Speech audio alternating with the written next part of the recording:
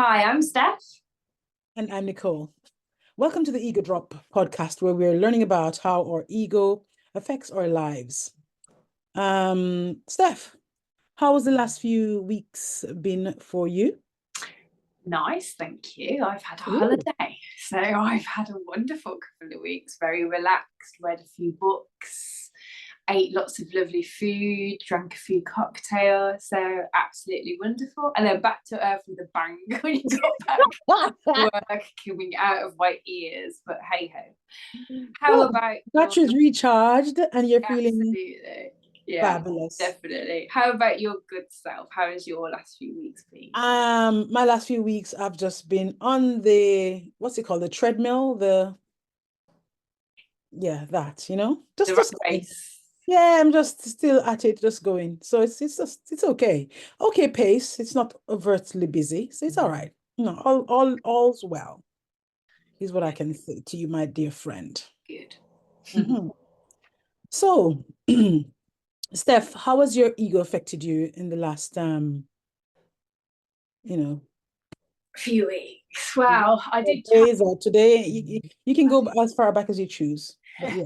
I did post a challenge to you, didn't I? That we weren't going to talk about work or fitness because I feel like we're a broken record. So I had to dig deep and But the reality is, if we're broken records, come on, let's be honest. Anyway, go on. it means we're not getting anywhere with our egos, doesn't it? It's all for nothing. No, Go so I on. had a little think about what else is going on, and I've been trying to do some home renovations, just a little spruce up of the kitchen, and I decided that I wanted a new kitchen and I wanted it to look a certain way. And yeah, I had a lot of attachment to the outcome as I saw it in my mind. And then we got some people in to try and design it. And what I realised was they were designing exactly the same kitchen that I already have, but obviously it was going to cost me double figures, and there was nothing wrong with the actual shell of the kitchen. So All you're gonna do is get new cupboards. that's what I did. I just got new doors, and it cost me a fraction of the price of what it was going to cost me. And so I had to release the ego, wanting new, nice, shiny. And it's pretty much finished as of this week. I've just got one cupboard door that I ordered incorrectly, so I'm waiting for that to arrive, and then it will all be done. So yeah. So that was a little journey through my ego. Can I stick my nose in then? Go So on then. did you use them or did you do it yourself in the end? We've got a friend who is a kitchen fitter, so Okay. Yeah. But I could have put some doors on myself, but it would have took me about 10 times the time it took him. It took him half the morning and then it was all done. I'd have been there after sort of day 10 and I'd have been frustrated and I would have ruined the thread on all the screws. no, I asked I a have question. no patience for manual labor. So Yeah, I asked a question because obviously I'm thinking, well, I was at your house a few months on now. Well, your kitchen looked fine. I was thinking, what's she doing getting a new kitchen? But then I hear what you're saying. You just wanted some new. it's just little things that I guess you wouldn't, because we had it done sort of about 8 years ago, and to the untrained eye it would look absolutely fine, I'm sure, but Mm. those little scratches, little dents, we went a bit cheap when we first bought it because we had a small baby at the time. So what the saying is, buy cheap, buy twice. So Mm-hmm. here we are, buying twice, but this time we've gone for real wood doors and it's looking nice and smart and should last a good 10 years hopefully. I need to pay a visit then, don't I? You do. We'll have a chat about that in a bit. Right. Yeah. So yeah, so that was me. How about your good self? How has ego affected you in a non-work, non-tip way? I feel like I feel like a child in a or a student in a class in a school that's being a copycat. But I don't care, I'm going to tell you. When you sent me the challenge earlier, I thought, what could I talk about? She said, no work, no that, no gym. Because I'm obsessed about it. We Well, I obsess. am as well, but I Yeah, don't that's what I do said. We obsess about it. it. Also, I thought let's try But different. my ego is in regards to a car. Ooh. let Do we me have a new one? let me do it in a nutshell very quickly. So I've had my car for several years now, as you know. Yeah. Since back when we were working together, I bought that car when we were working together. Yeah, Wow, that is a long time. long time. So, because I'm one of those persons, if it works, I'm not fixing it. You know, and it's a good car. It still works. You know, my little yeah, I call her Betsy. It's an Audi, but it's my baby. She works perfectly fine. But it's a few years on. It's a sporty car. It's very low and da da da. And I was thinking, I want something else. So I know what I want now. So I'm getting another Audi, but I'm getting a 4x4. And Ooh. yeah, and I've just been looking at them, looking, and I'm looking. And then I saw this one that I went to the Audi store, spoke to the person, she showed me one. I saw one and I said, oh, I like this. And she goes, oh, it's a customer's car, they're coming to collect it. I said, I like this color, it's nice. So then she took me and she showed me her colleague's car. So she opened the car so I could look inside and I could have a sit, you know, have a sit in it, whatever. And I was thinking, oh, this is beautiful. She said, well, this is the more flashy, this is the Q5, the one that you saw, the Q3, but it's a black edition. And I was like, oh, wow. I'm like, all that nonsense. Anyway, so I've been looking around online. They didn't have any at the store. So I started looking around online. And the price for the ones that I want are just ridiculous, you know, because it's the top spec. Um, the last few days, I've just been getting fed up, and I just went camping, as you know, and I was worrying because um whilst my car drives perfectly fine, I need to possibly change the timing belt because it's done a certain amount of miles by now, and I need to do something else, but they don't make the car unsafe. So in an event, I saw this and love this one. I'm obsessed about it. And it's like, it's a lot of money. So my friend, I said to her, look at these car, because she loves car, husband's into car. And anyway, you know, he repairs car and they know everything, they know a lot. So I tend to consult with people that knows what they're talking about. Whereas because I just look at, oh, it looks good. And because I love my vehicle, I know it drives good and I've had it for many years, and I've never done anything other than service, change an oil, brake, and da da da. So I thought, yeah. Anyway, she said to me, Nicole, do you really need to get that car? Do you need to get that vehicle? You won't do, I'm sure you can find it cheaper. You don't need to spend that amount of money for it. Let's have a look. So she jumped on and we looked together. Da, da, da. Before long, she found one that's maybe 1 year or maybe 2 years older, you know, than the one that I originally saw. And she said to me, you're saving like 10,000, 12,000 pounds. Why do you Wow. waste all that money? So she kind of brought me from here to here. And I was deflated at first, thinking, but I want that one. You remember that? You remember that, yeah? Little Britain. Oh, ego, Yeah. attachment. Yes, I had this attachment to the one I saw at the store, how it looked inside, and it's all the bells and whistles, da da da da da. But at the same time, when I spoke to the lady at the store, I said to her, I don't want one that is so over the top, like the Quattro and all that, because I don't want to draw attention to myself. You know, like I look like I'm, you know, loaded and all this kind of thing. So that's why I said I wanted the Q3. Anyway, a long story short, found whatever, and now I'm happy. I love the one that I've seen.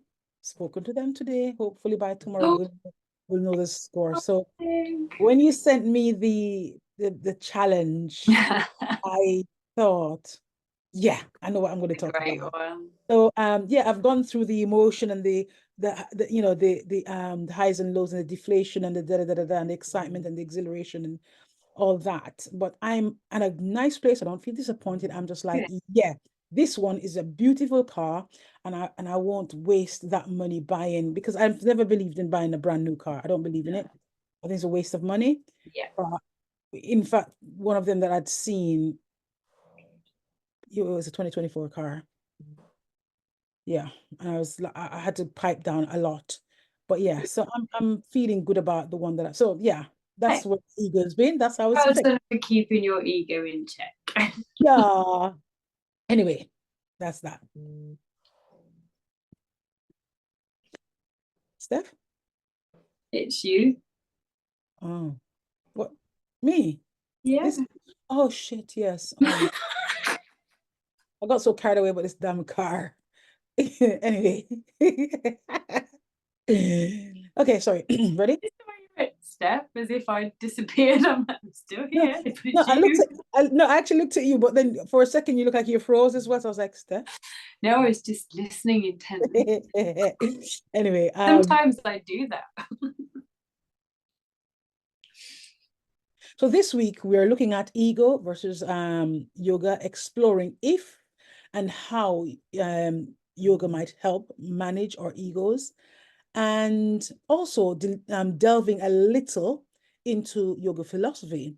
We have two special guests to introduce to you today who very much know their stuff on this topic. Excellent, and I can't wait to introduce them to you. But before we do that, I just want to refer to a DM that I received from a listener who will remain anonymous. It was a listener who had considered a podcast on ego and body image with Leanne, the fitness instructor you might remember. Yes. And she writes, as a young woman, I have always struggled with my weight and my desire to look a certain way. I would diet and over-exercise just to try to look like the images that I would see on TV and in magazines. It is only as I've got older and had a family of my own that I've realised just how unattainable those bodies are if you want to eat, work and have any kind of life. It's still difficult to let go of the desire to look a certain way, which I guess is linked to my own ego, but I'm trying to be more kind to myself as I age, and I'm trying to appreciate the body I am in, even if it doesn't match what the media tries to show as the perfect body. Thank you to Leanne for highlighting the nonsense that's out there on social media from other PTs, and for being so honest about her own struggles mentally and physically. So I thought that was a really interesting message to receive, and one I think I can definitely resonate with. Yeah. So yeah, share your thoughts with us. You might get them read out. Yeah, definitely. Yeah, please do share your thoughts with us. You've seen over the number of weeks you've been watching, hopefully you've watched all or most of our episodes. What we tend to do is we'll read out comments or sometimes emails that are sent directly to us. We respect people's privacy. So I'd ask again, thank you for coming back to listen and watching if you're doing so on YouTube. Please continue to share our content out with your friends, family, etc. Please also continue to comment or start commenting, subscribe and share. Yeah, subscribing and reviewing the podcast is really important to us. So yes, definitely. I agree. It helps to push us up in the algorithm. People discover us. We're still, we're still new. This is our 11th episode. And certainly we want to hopefully share knowledge about various topics. And it may well be something that relates to ego. Sometimes it might not necessarily be directly related to ego, but we'll always, ask a question or two about, if the ego impacts that and how it's affected. But just please, share our details out, and we certainly appreciate your continued support. And you can find us on all socials: TikTok, Instagram, Facebook, X, everywhere. And we can also be reached on our email at theegodrop@gmail.com. Shall we take a little break? Sounds like a good plan.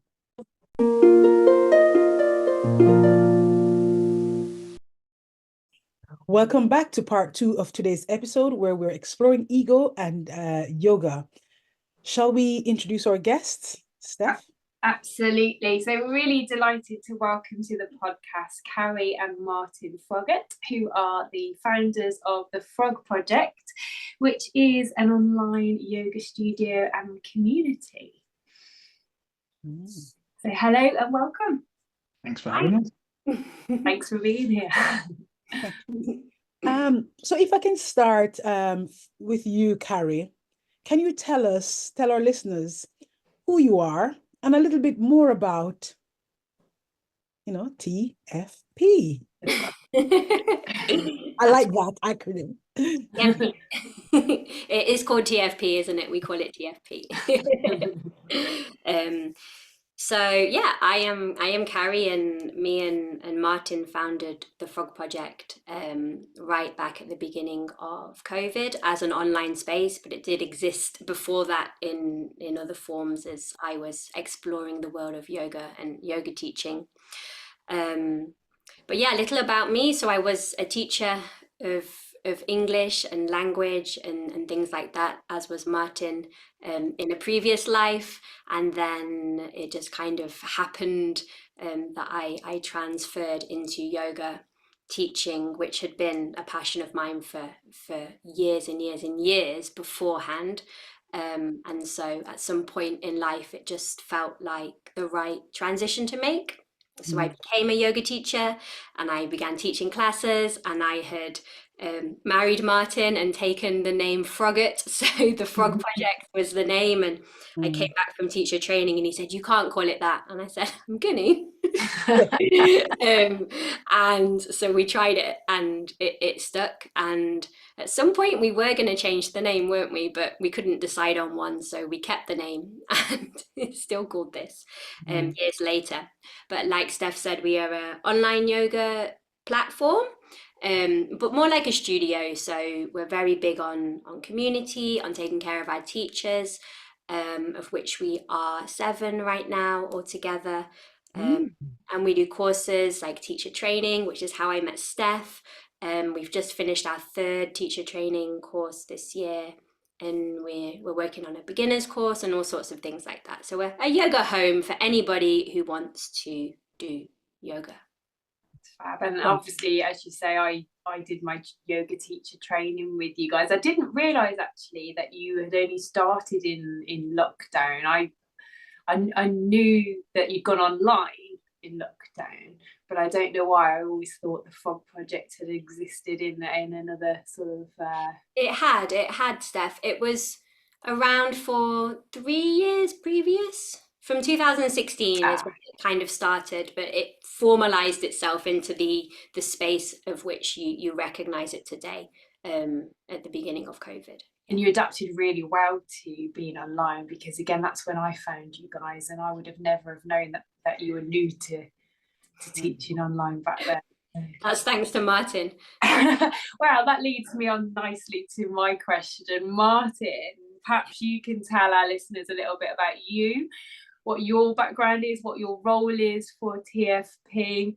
Yeah, sure. So, like Carrie, I sort of lived and worked all over the world, and I've always been interested in learning and personal development, and I've always been a bit of a tinkerer as well in terms of tech. I've always annoyed my bosses, like trying to figure out different systems, and I always think in systems and stuff like that. So, when Carrie decided she wanted to be teaching yoga, I was like, well, if we're going to do this, or if you'd like my support, like, let's really do it, and then let's try to do it properly and try to work with a lot of people. So like I've worked in international development context before, and I've worked in local charities and things, and like I know you want to do good, right? You want your efforts to have some value, and I know that yoga does that, and so I was happy to be part of it.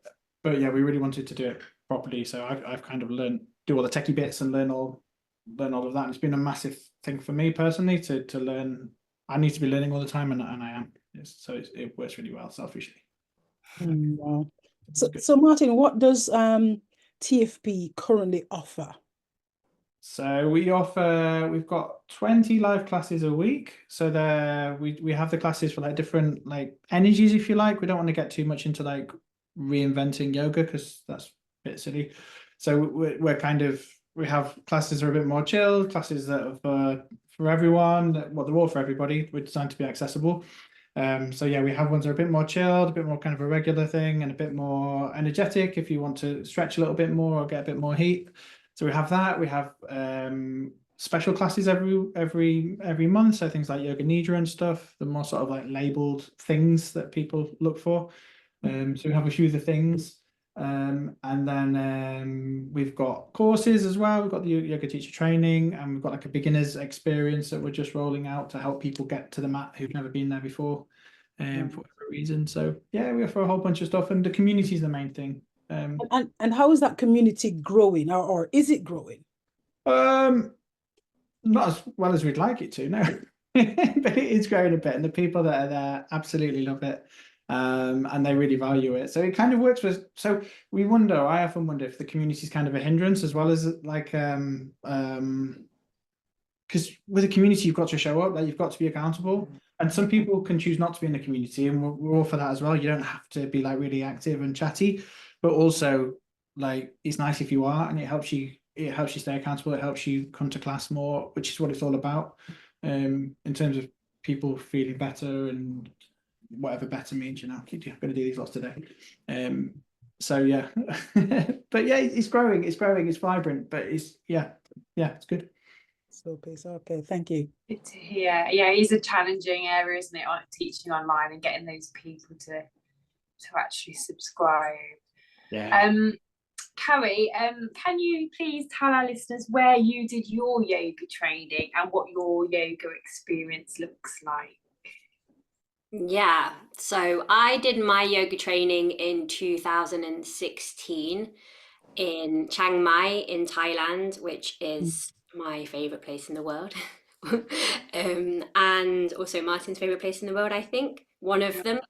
It's stunning. If you've never been, you must go. And there was a little yoga school there run by a wonderful Indian lady called Gino, who Steph knows. Yeah. Steph, she is just magnificent in every way.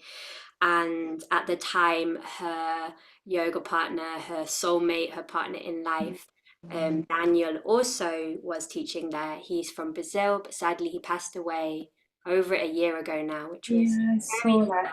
So sad. So sad. He was 46. Oh.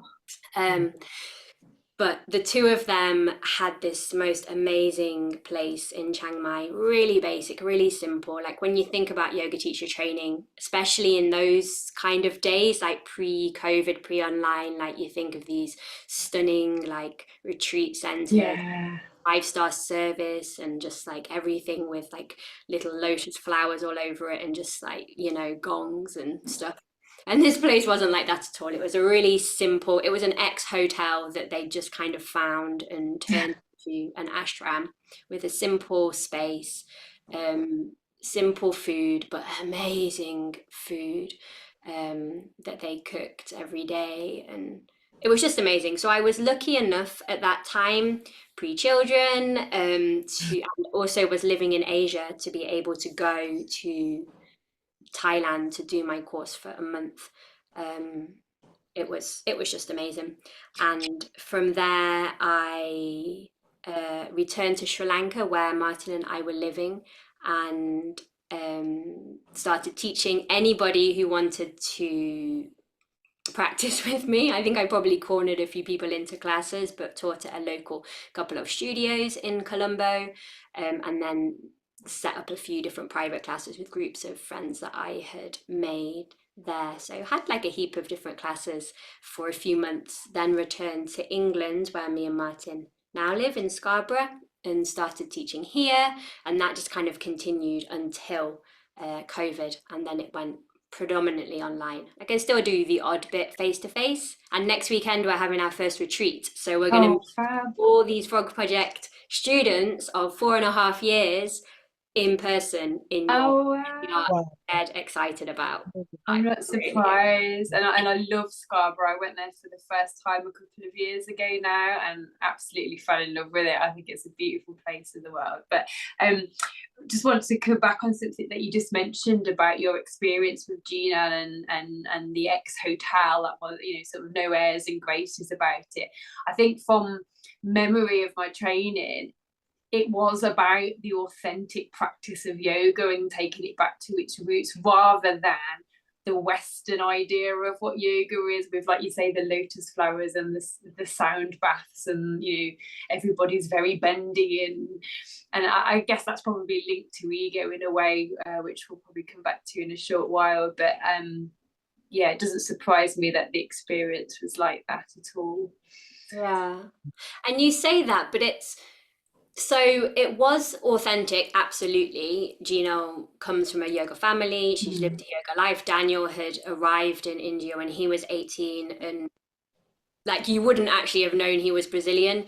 Wow. He looked like an Indian yogi, and his English was with an Indian accent. Like when he spoke like Portuguese, you knew he was Brazilian, but he was also Indian in his soul. Yeah. The two of them brought yoga, but they came from this lineage, which is the Institute of Yoga from Mumbai, that is very much dedicated to yoga for the householder. And they have a massive following. Hansaji, who runs the school there, is with like the Indian Prime Minister on International Yoga Day. She's there on the telly and the papers, and her yoga school really is really big in India. But it's about just getting regular people to do yoga. It's not woo woo, it's not super spiritual, it's none of that. It isn't sound baths, there's no mandalas, it's not that kind of like thing. It is just yoga for the householder, and that's quite a term that they use at the ashram in India, but it just means like people with kids, people with a job, people with a life, people with duties that don't have time to go like sit on top of a mountain to meditate, or like take 3 hours to like do their practices. So it's just part of the authentic but day-to-day also life. real. Yeah. Yeah, and that's what I like about it, that realness. If I may just shift 1 second to ask Martin, so where did the two of you meet, yourself and Carrie? Yeah, we met in Malaysia. So we were working on a teacher education project in Malaysia. Oh, So I was living in Borneo. I'd been there for about 3 years working on one project. I started working on a different project, and Carrie was part of the new project we moved to. So we met, and then about 12 months later we got together, and that's that. As you say. Carrie, what are the benefits of yoga? I mean, it could be all day, I guess, listing them, but if you had to reduce it just to a few bullet points, what would you say the benefits of yoga are, and who should be doing yoga? That's a podcast in itself. The benefits of yoga are where do I start? The benefits of yoga are vast, but I would say that the beauty of yoga is that whatever you need in your life, physically, mentally, emotionally, spiritually, whatever it is that you feel you're lacking, whatever, I always use the analogy of the cup full up, and I'll probably say it multiple times today, but if your cup is empty, then you need to top it up, right? So physically, you might be feeling lethargic or achy or tired or dull or groggy or any of these things. Yoga will fix it. Mentally, you might be feeling stressed or agitated or dull or too excitable or any of those things. Yoga will fix it. Emotionally, you could feel depressed or maybe anxious or any of those kind of things, and yoga will fix it. So the beauty of yoga is anybody. So you said who can do yoga? Everybody. Whether you are a tiny child, whether you are 100 years old, whether you can move, whether you cannot move, it doesn't matter. If you show up to whatever the practice looks like that suits you, I'm not saying like every single person can go into any yoga room, but if you find the practice that's accessible to you, if you go along, whatever you're there for, you'll feel better, and likely something else will feel better as well. So many people start yoga for one reason, and then later they're there still, but probably for a totally different reason. So the reason I started yoga is I still get some of those things, but my experience is totally different now. And I hear this on Frog Project all the time. When you speak to people that have been here a while, they start for one thing, and then they're here 6 months, 3 years later, and they're like raving about all the other things that they didn't even expect were an issue. You know, you start to uncover, it's like that onion, and you start to like one layer goes, and the next layer, then the next layer, then the next layer, and yeah, so it benefits everything, and it's for everybody. So let me ask you this, Carrie. So, you know, you said it would fix anything basically. Does it require the person, the student, the person who's engaging, does it require them to connect in Yes. in a mental way? They need to kind of Yeah. turn up willing.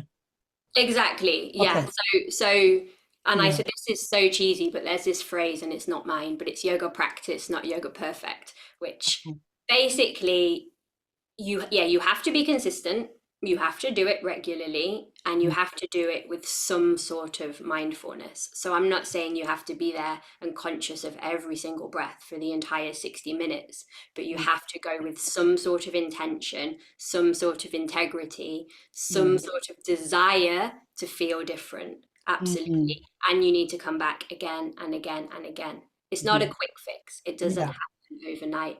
But I think if you practice regularly with some level of intention and dedication and commitment and what all of those things, Yeah. like in 3 or 4 weeks, you do start to feel like a difference. Definitely. And I had a big smile on my face then, because I think I've used that phrase yoga practice, not yoga perfect, quite a bit in my own classes, because like you, I teach a whole range of different ages, sizes, health conditions, and quite often you'll get people turning up for the first time saying, oh, I'm not very flexible, or I don't think I can do this, or and the answer is it doesn't matter. You just do what you can and listen to your body, and like you say, if you're open and you're willing to connect, the differences people feel within a couple of practices are really quite significant a lot of the time. Yeah. People think it's this like really sort of like joyous thing as well all the time, and it's not necessarily. Like, it's kind of been there, like with the resistance of not wanting to be there as well. Sometimes it's like it's committing to, you're going to give yourself this bit of time, you're going to slow down, and I think slow down, you know, the sort of is probably 90% of the panacea of why you feel good doing yoga. Like, it's definitely good for your body and the breath and whatnot, but actually stopping and slowing down and attending to the moment and whatever that is, and it could be awful, like it's not all roses, right? But it's also not about just trying to snap your hamstrings either. Like, and I think when I tried yoga practice in years gone by, like many years gone by now, I think I probably treated it more as a physical exercise class. And there's certainly been classes that I've joined that are very much like that, are very much aerobic, and you know, sort of struggle to keep up with the postures. But I think when I came to the Frog Project, one of the reasons why I started as a student before I took on the teacher training course was because of anxiety. So I come to it with a different need, and it definitely assisted there. So yeah, absolutely can help with a range of different things. Because I engage in yoga as well. From, as Steph said, you know, in the gym, you know, it's on the gym rota as a class, and you turn up with your mat, and still have my yoga mat, and thinking, and they're going so quickly, you're thinking, but you know, try to keep up on a weekly basis, you know, and then obviously I find it easier to, you know, meditate at home. I'm not consistent trying at home. I'll be honest about that, but I think I might need to resurrect trying again, because it was good. When I could definitely recommend the Frog Project classes.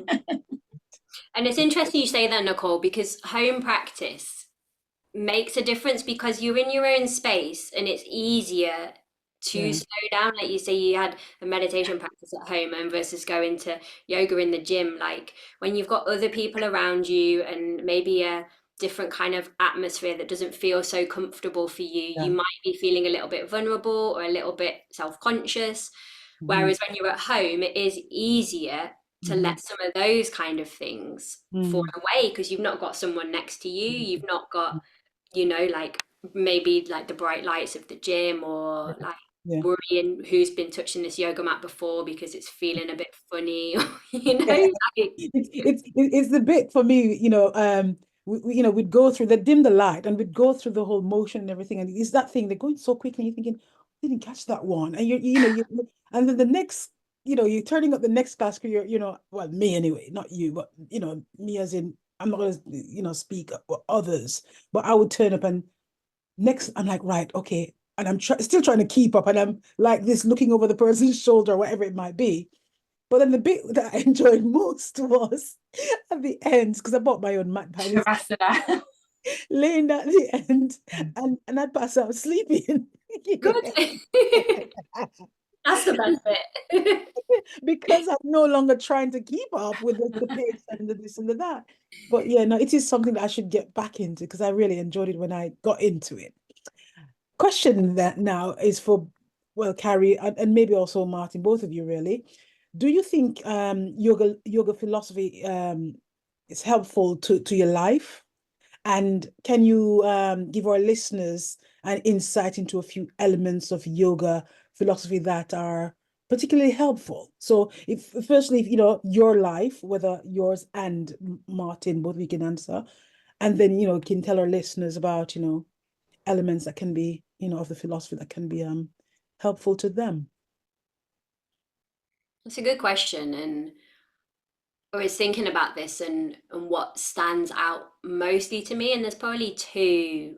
I mean, yoga philosophy is broad, and I'm by no means an expert, not even a little bit, but I've studied it for a little while, and I speak predominantly about what's mentioned in some of the Yoga Sutras, which is one of the texts that the yoga studies, or and the other one is the Bhagavad Gita, which is another text that we study when you do 200 hours and things like that. And there's a couple of things within those that I found beneficial to my life because, like I said, I studied yoga for the householder, not yoga to be like super academic or able to like repeat scriptures in Sanskrit, those kind of things.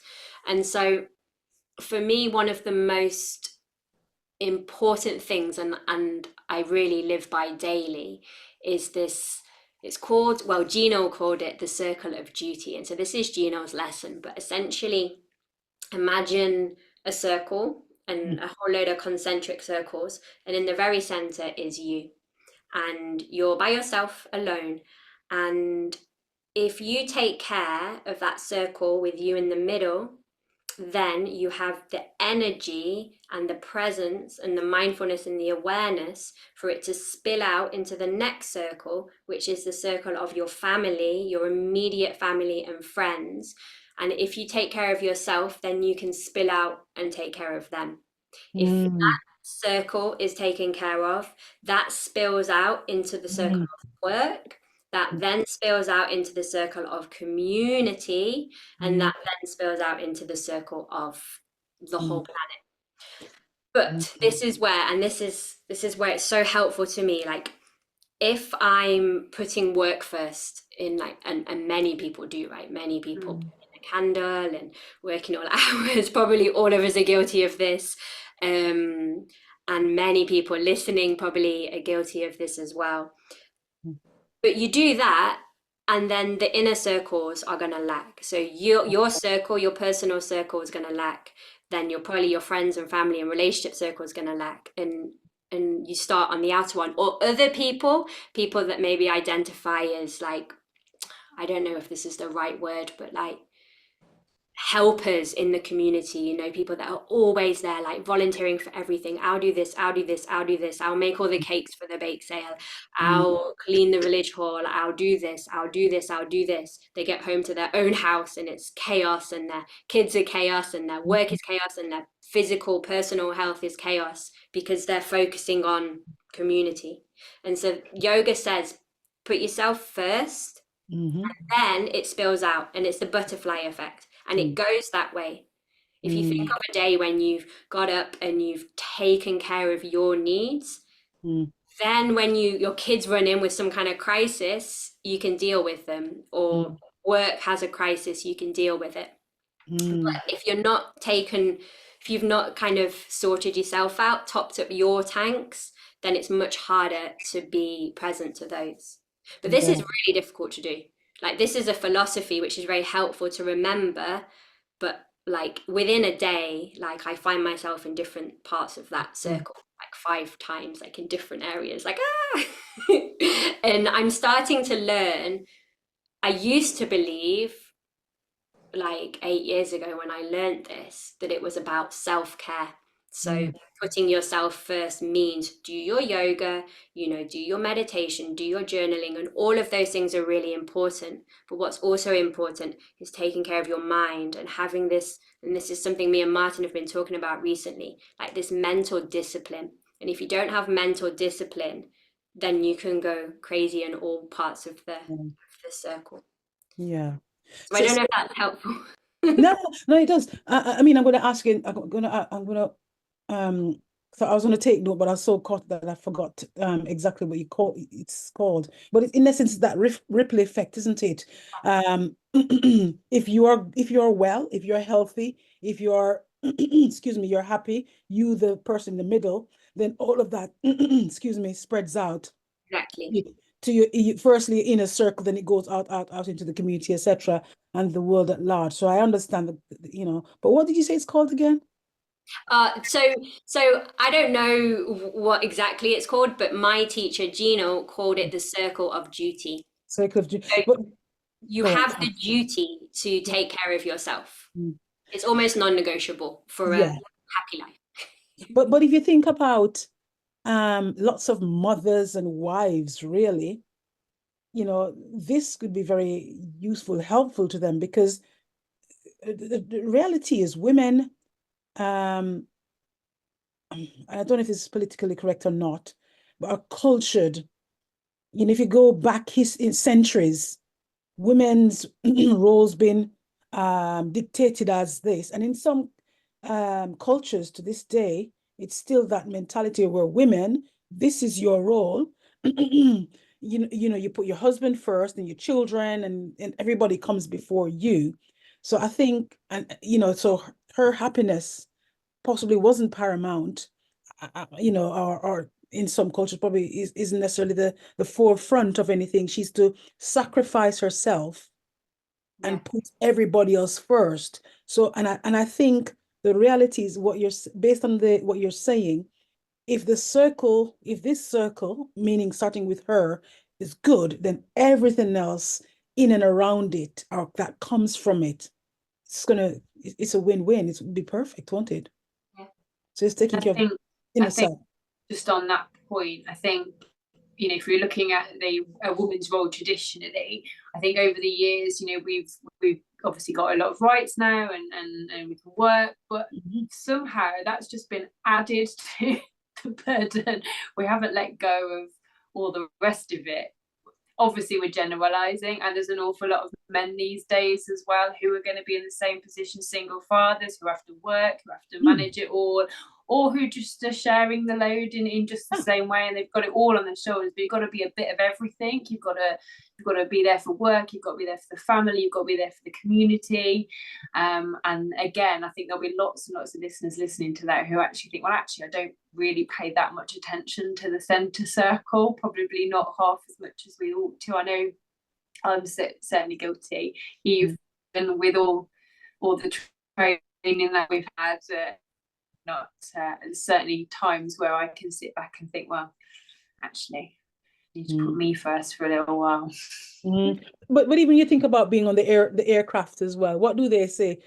Even to mothers, put your own mask on first, and then help your child after. Because if you help your child first, put it on. I was saying this to somebody the other day.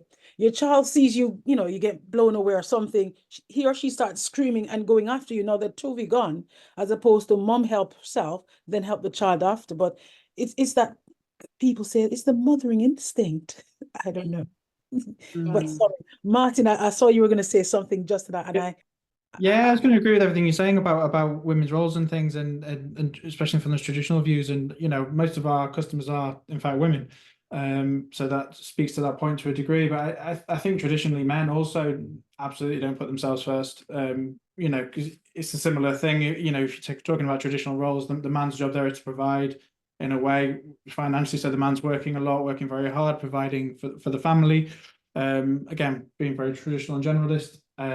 So that's what they're doing. So they're kind of protecting, quite literally sometimes, that sort of circle, but they're not in it as well. I mean, they might sneak off down the pub or whatever. That's the sort of therapy for the for the man. The man often, but it's I don't think anybody really finds it that natural to put themselves first, irrespective of gender and things. It's just not. It's certainly not natural to me. And I think the pressures of life on both sexes is that, you know, you've got the 5 a.m. club. You get up early, you've got to do this before you go to the gym, and then you've got to do that before you get to work, and you know, it's all about work until you drop, and look what I've achieved, and then all the while, as Carrie says, your glass is empty, your cup is empty, and you're not looking after yourself. So yeah. And I think that's where the benefit comes in yoga, because you're turning up for an hour and you're saying, this is for me, like I'm going to be in this room on my own, if you're doing it at home, or you're going to be in the gym or wherever, and it's an hour where you're not looking after the family, or you're not making dinner, or you're not doing any of the sort of myriad things that we all do in a day. You're not on Instagram, which isn't hugely beneficial. Yeah, I agree. Absolutely. Yeah. So, Martin, keeping names anonymous, of course, can you think of any real success stories that the Frog Project has had in terms of benefits you've had to people, or a successful story of somebody that's come through the ranks, as it were? Yeah, I mean, you.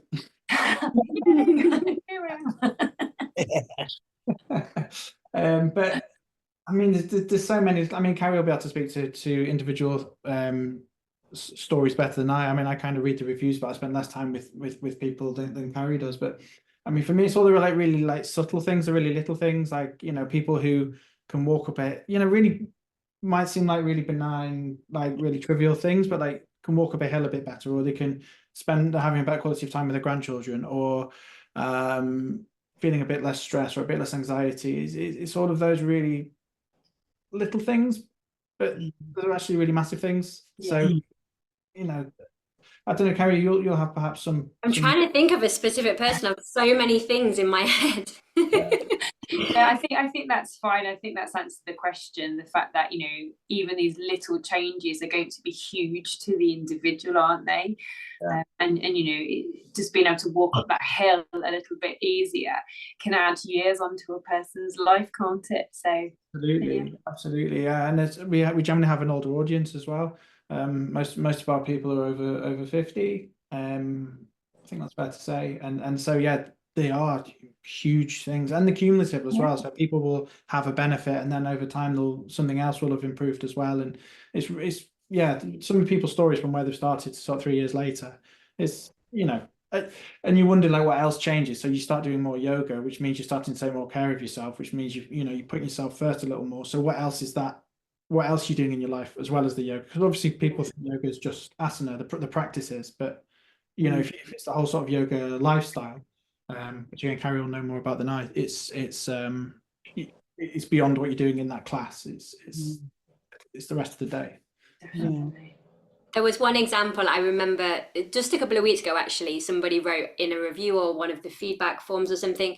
She said, I can't say how old she was, maybe like 62. She's like, I'm 62 and I was with my friends and I bent down to do my shoes up. And my friend's like, what? You can bend down to do your shoes up? And she was like, well, of course I can bend down to do my shoes up. And she was the only one within her group who bent down to tie their shoes. And she attributed that to yoga. Well, I was like, well done. And it's those little stories that are just fantastic, aren't they? I get them occasionally in my live classes that I do face to face. Somebody will say, oh, I was on the ladder the other day and I reached over and so said to me, how are you doing that? It's really heartwarming, isn't it? Yeah. It's so important to have that sort of flexibility and stability, because definitely. There's some horrendous statistic, and I can't remember specifically what it is, but there's something like 80% of people over 70 who fall and break a hip are dead within 6 months. Or it's some, I can find the numbers and send you them, but it's harrowing. And you think it's having that core strength, building the core actually helps prevent falls, doesn't it, in older age? And I remember reading an article, I think it came out about a year ago, that said something about if you can stand on one leg for more than 4 seconds, then you've got X amount of years to live. Whereas if you can't, you know, you've got to start practicing, basically. And so that's what I try and drum home a little bit in my classes. Terrify people into yoga. Stare into it. you should try. Might be So good to mark. to both of you, what does ego mean to you? And what are your reflections on ego? Carrie, do you want to go first? Sure. This is a funny question because I was like, what does it even mean today? When Martin? What we're trying to explore, like we're Yeah. 11 episodes in and we're still And so I've remembered, you know, when something like cracks a memory and you're like, what? So I don't think Martin even knows this, but when I was in school, in my A levels, I was doing drama, and my friend, who was also in my drama group, was doing a psychology A level. And she's like, we're going to do a play on these 3 states of mind, the ego, the id, and the super ego. And I was like, that's the first time I ever heard the word ego. And she was quite scientific and she was trying to explain like the psychology behind it. And I didn't get it. I was like 17 and had no idea. But she kind of wrote the play with me and the other girl that were playing the characters. And the ego was just this like crazy, angry, stressed out person. And so in my mind, that's always kind of stayed in the background, that ego is just this like strong, stressed, crazy energy. But I know that's not actually the case. And to me, I think ego, if I had to define it, is when you are taking yourself too seriously. It's when you are putting yourself in the center of your world, which we are, I guess, arguably the center of our world. If we're not the center of our world, then who is the center of our world? But it's like that I am this, I am this, I am this, everything's happening to me. I take myself so seriously, like I'm so important, this shouldn't happen, or this isn't fair, or those kind of things. And I think it's when you lose that discipline and that ability to see things with reason and logic that you kind of have this overinflated perception of yourself, and you kind of just see yourself as too important. And I don't really know if that's, I feel like I can feel it, but I don't know if I can explain it. I bet Martin can explain it better. It's better with words. Gosh, it's a tricky one, isn't it? It's a ego for me used to be this thing I used to have to kill at all costs. Like I had to sort of, however I can get it. So, you know, it would be meditation, or it would be drink or substance, or what, you know, just have to like escape, get out of it. But now it's kind of just like, I don't know, this funny little friend that I like to wind up. It's kind of, it just needs to be poked and laughed at, because, you know, we can all take ourselves seriously, can't we? Or think I think ego, people often think ego is this like, oh, like everyone's sort of like puffed up, and you imagine this sort of, I don't know, I always imagine some sort of banker type person with a Lamborghini and a yacht. But it can also be an inflated negative sense of self as well, I imagine. So kind of, you think you're this terrible thing, or you think X, Y, and Z, and that has to be removed in that way as well. So it's just a kind of inflexibility and lack of acceptance of reality. I think it's just sort of grasping at permanence when there isn't any, which is why I like to poke it. So it sounds like both of you feel that ego is quite a negative thing, generally speaking. Is that fair? No, so you need it in terms of a sense of self. So you need your values and principles, and you need a little bit of something to hold on to, I suppose, to be like, this is who I am, but less to be like totally inflexible and immovable, but to be more like, yeah, you need a sense of something, I think. So I'm more friends with it now than I was, like I say, when I was in my early 20s or whatever, when it was death to ego. But yeah, I've changed my relationship. It's not all bad now. So I want to follow on from what you said. So your younger self wanted to kill that ego, strangle it, whatever it. Yeah. And obviously I've added the strangle it bit. Is it because you kind of saw it in it was such a bad thing? It was just so negative. It was bringing nothing positive or good to maybe your life and or other people's lives. You're thinking, look at him or look at her, look at this puffed up, and it's just nothing good. Is that what you had? So hence you thought? I think so. Yeah. Not. I was never puffed up in the good way. I never thought that much of myself. But like, I was kind of it was something that didn't seem to bring any positive benefit, and it felt like an impediment to reality, to what was. And you know, you get upset or you get offended or you get all these things. They're all choices essentially anyway. So it's like it wasn't serving me. Yeah. Yeah. And is it so now that you're I mean you're young, but now that you're more mature is what I'm going to use. Now that you're more mature, you're able to now have fun with it. When you spot the ego, you know, pop this little head out, you can go, hello, Mr. Ego Man. Hello, Miss Ego, I see you. It's all right. And you just keep checking it. Is that what you're saying? Is that what you can do now?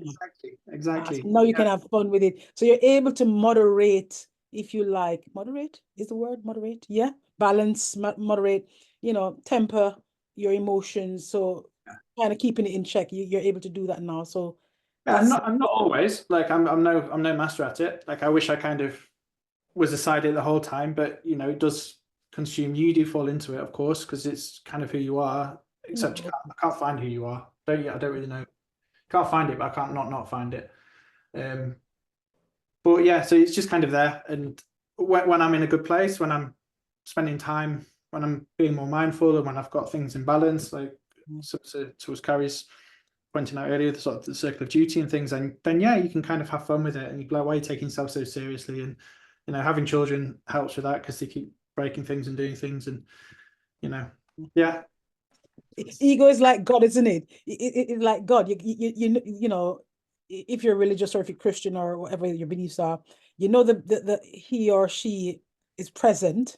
You know, I grew up in a Christian religion, and you know we've been taught about Jesus and Jesus Christ. So it's like, you know, you've heard about him because it's never a female figure. You don't know what he looks like, but you get the feeling. So it's like the ego, and like you're saying, you know it's there. Yeah. You can't say any more than that, but you know it's there. When it shows up, you know, that's my ego. Yeah. There you go. Yeah, I know what you mean. I know what you mean. Yeah, it's like I've seen you before. Like I recognize that feeling. And like Yeah, exactly. I'm with you. Sorry. Anyway, carry on. Steph looks like she has something to say. No, that's fine. I was gonna say, Martin's already covered this really with what he's just said. So I'm going to put this to Carrie. What is your journey, do you think, with ego? When you look back at younger you, is there a difference now in how your ego impacts you or how you handle your ego? Definitely. And I think Martin touched on this a little bit. Or no, maybe not. Maybe he had more awareness of it in his younger years. In my younger years, I had zero awareness of it. Zero. If I look back to my 20s, say, I think I had pretty much no separation from it. I don't think I was able to identify that it was playing up. Like, I guess we're calling it like an it now, like it sits on your shoulder, like I'm here, I'm ego, I'm taking over. Like I'm taking reins, like I'm driving now. But like all these images in my head.